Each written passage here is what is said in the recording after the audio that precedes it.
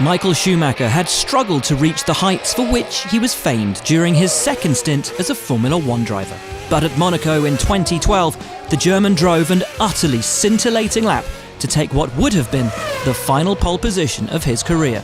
A grid penalty for a previous infringement dropped him to 6th on the grid, but it took nothing away from what had been a superb performance and a reminder to all of the genius behind the wheel. At the 1995 European Grand Prix, Schumacher was hunting down Jean Alesi, going wheel to wheel in the fight for victory. Then, with 3 laps to go, Michael made his move. Yes! Michael Schumacher takes the lead in the Grand Prix of Europe, and the Benetton team go berserk with delight.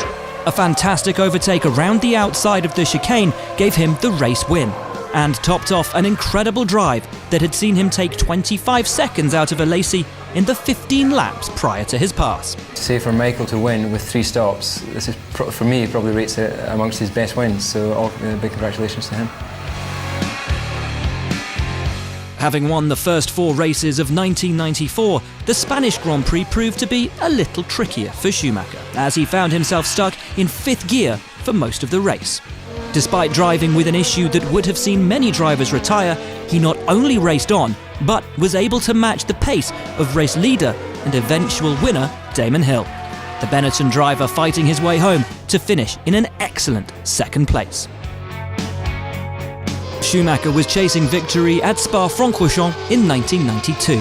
In changeable conditions, Michael felt the time was right to switch to dry tyres, and it was an inspired decision. Once those ahead had made their stops, Michael had taken the race lead, and he held on to claim the first of his 91 career victories at the very track on which he'd made his Grand Prix debut just 1 year before. I don't know why, but when I was in the motorhome today, I thought I'm able to win this race. And I thought, I think my dream doesn't come up. And then suddenly the situation changed. I went in for dry tyres, and it was absolutely at the right moment. I really can't describe it. I mean, it's something crazy. Fighting Fernando Alonso for the 2006 World Championship, Schumacher delivered a stunning performance at the Brazilian Grand Prix that matched even the most memorable of his race victories. A puncture on lap 9 dropped him to the back of the field, and almost a lap down. But he refused to give up, passing nearly the entire field on his way back to 4th place, finishing just 24 seconds off the race winner. He missed out on the Drivers' Championship, but he won all the plaudits in his final race for Ferrari.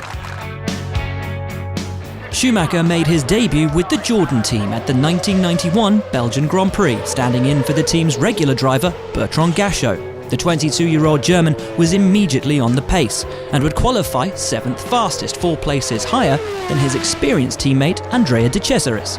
Sadly, his race would be cut short on the opening lap with clutch failure, but this one qualifying session had already done enough to attract the attention of other teams and earned him an immediate switch to Benetton. You must be very happy with your result. Yeah, sure, I'm really happy. The car feels really good, and it makes a lot of fun to drive, and also for the time, I'm really happy, yeah. In 1998, Mika Häkkinen was 16 points clear with 5 races to go, and Schumacher knew he needed a strong result. With the Finn leading in Hungary, Ferrari tried something different. Catching traffic, I want him in this lap. Pronti, tutti fuori, tutti fuori.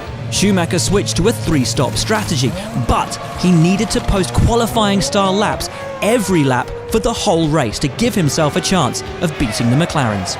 Setting fastest lap after fastest lap, he stormed to the race victory, thanks to a combination of team strategy and one of his finest drives.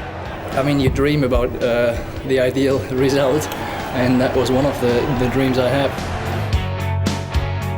Having been caught out in a wet-dry qualifying session, Schumacher started from 16th place on the grid in Belgium in 1995. However, come race day, he mastered the changeable conditions, making a string of overtakes and fighting off his great rival, Damon Hill, to take top spot on the podium. From 16th on the grid, did you really believe you could win this one? I knew it's going to be possible to drive certainly in the points and even probably on the rostrum, but to be first, no, I didn't believe this. Having sustained a broken leg earlier in the year, Schumacher returned for the final 2 rounds of the 1999 season, with some critics doubting if his trademark pace would still be there. But in qualifying he went a full second quicker than anyone else, blitzing the opposition to take one of the most commanding pole positions of his career and silence his doubters.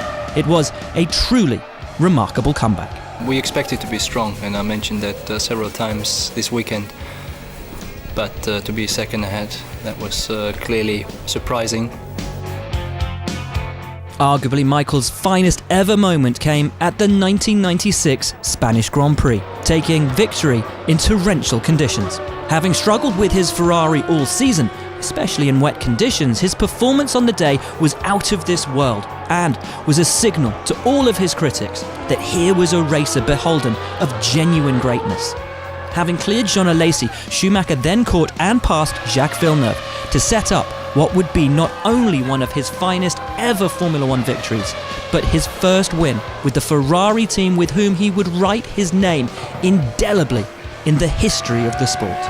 Michael Schumacher wins the Spanish Grand Prix after an absolutely superlative drive. It's amazing. If anyone would have asked me how much I would bet on this, I wouldn't have even bet a penny on it.